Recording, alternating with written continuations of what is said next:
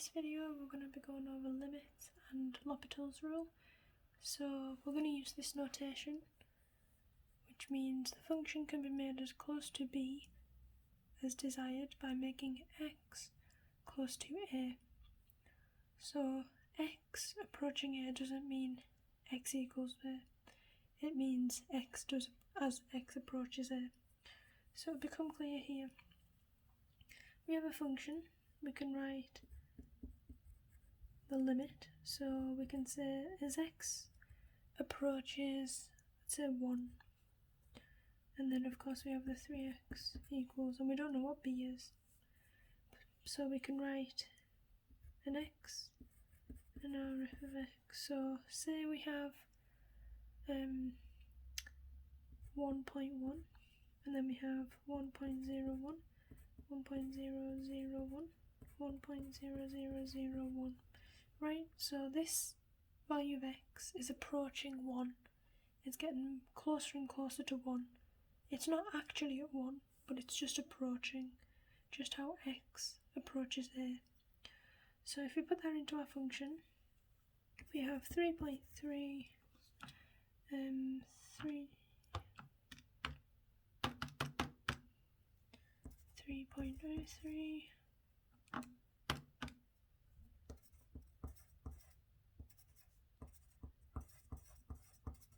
so we can see from our f of x that the limit that we've placed means that the function approaches 3 as well.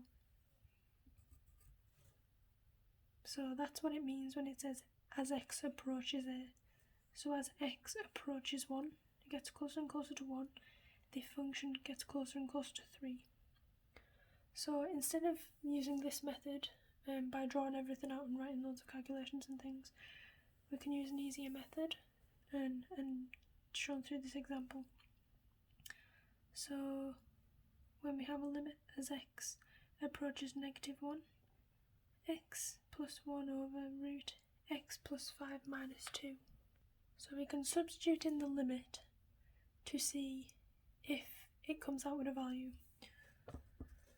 So we have -1 plus 1 over -1 plus 5 minus 2.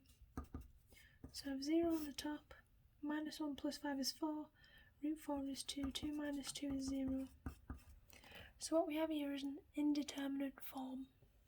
So we have 0 over 0. This is usually shown if you have an error on your calculator. So 0 over 0, you've got a math error. This is the same as if you try and divide by 0 as well, you get a math error. So these are all the indeterminate forms that can come across when you're trying to work out limits. And you can use L'Hopital's rule when you get the indeterminate form. Only the indeterminate forms though. If you have a determinant form, which is something different, then you can't use the L'Hopital's rule. So now that we've established we have an indeterminate form, we're going to use L'Hopital's rule. L'Hopital's rule is where you differentiate the top and the bottom of the fraction and then you try again. So we have our limit here. So I'm going to write it again, but we're going to differentiate the top with respect to x, of course. So x plus 1, the differential is just 1. And then we differentiate, this can be written as x plus 5 to the power of a half, right? So if we differentiate using the chain rule, we have a half x plus 5 to the power of negative a half, because we dropped the power by 1, and the minus 2, which is a constant, it disappears during a differentiation. So now that we've done that, we can plug in our -1 again to see if we can get a value. So we have a half -1 plus 5 to the power of negative a half. We'll see if that gets a value.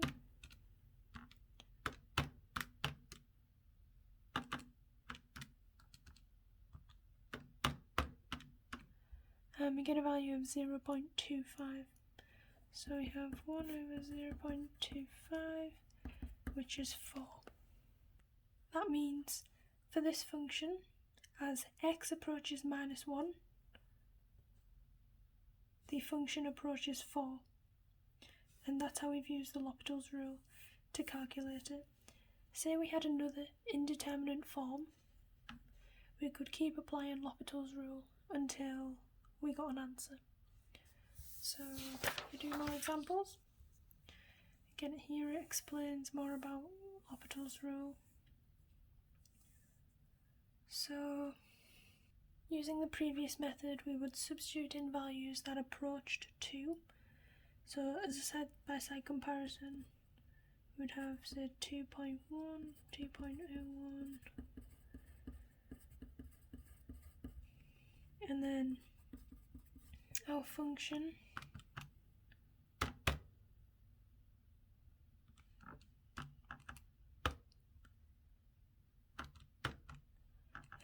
you would get values that approached a specific value. If we did it manually, you wouldn't know what it was at the beginning. So 4.1, and then 4.21. So here the solution is actually quite obvious that it approaches 4.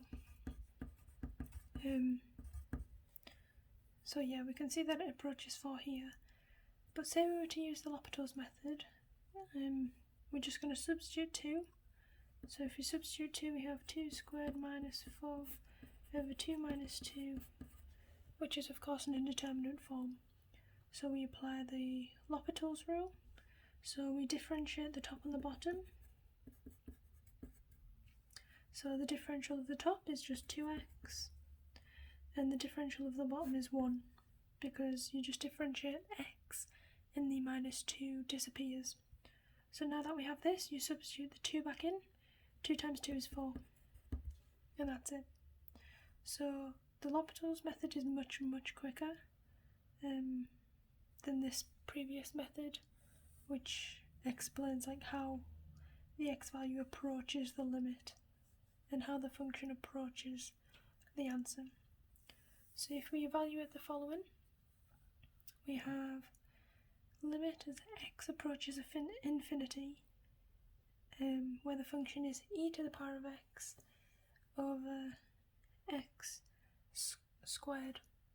So if we think about it, we can't plug in infinity into our calculators because we don't have a button and infinity goes on forever. So if we think e to the power of infinity, if you look at the graph of e to the power of something, it kind of looks like this. So it goes up and up and up, and it goes right up to infinity. So that goes up to infinity.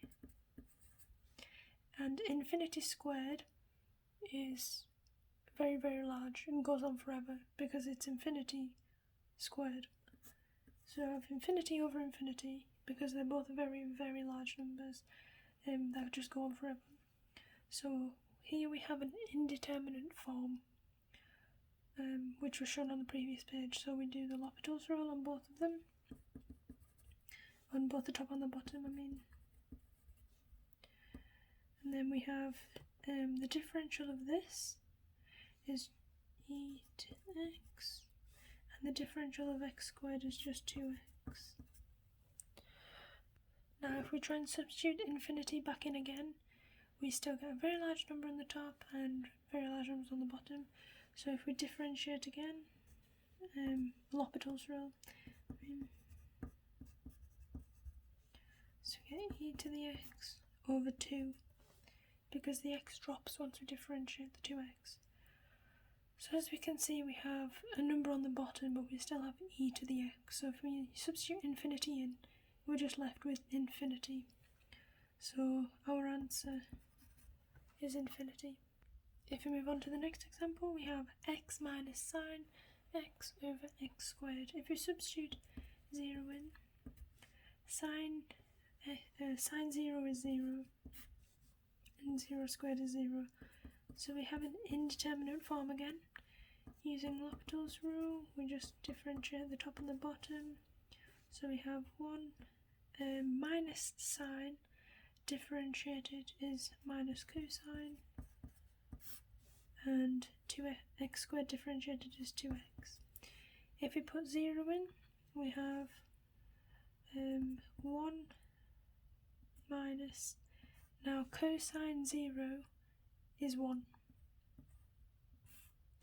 and 2 times 0 is 0, so we still have 0 over 0. If we differentiate both again, we get 0 here because the constant disappears, minus cosine differentiated is positive sine, and 2x differentiated is 2. If we substitute in again, we have sine x, which is 0 over 2. Now 0 over 2 just equals 0. So that means as x approaches 0, this function also approaches 0. For this next one, find the limit where x approaches 0 sine x over x. So we substitute 0 in, we get 0 over 0. We use L'Hopital's rule, so we differentiate the top and the bottom. The differential of sine x is cosine x. Differential of x is 1. So we still have the limit of x approaches 0. If we substitute that in, cosine 0 is 1, and we have 1. So the limit that x approaches 0 for sine x over x is 1. For this next one, we have a function over a small function and the limit of x approaching 9. Now, as we can see here, it'll be a good guess to try and simplify this because we have a quadratic here and just a linear one down here. So we're thinking if we could maybe cancel. So if we look at 1, 2, 6, we're going to try to see if x minus 9 is a factor of this top quadratic. One way to check if something is divisible by 3 or 9 is if you add all the values together if they equal a multiple of 3. So 6 plus 2 is 8, plus 1 is 9, which means it's divisible by 3. So we can check if it's divisible by 9. So if we try and factorise it, we have x minus 9, and we think we've got to get 3x, and we're thinking 90 times 10, 9 times 10 is 100, and then we have 36 left because we have the 10, and then the 26 or 36, and of course 9 times 4 is 36, so we can divide by 14. So we have 3x squared, but that's a negative, which means this must be positive, so we can factorise. So if we rewrite it, we have lim as x approaches 9, x minus 9, 3x plus 14. This just makes it a bit easier when working with the calculator if we can simplify. So now that we've crossed x minus 9 from both top and bottom, we're just working with this. So can we substitute 9 in? 3 multiplied by 9 plus 14, and that's the limit, 41. So as x approaches 9, this function, or more or less this function, approaches 41. And that's it.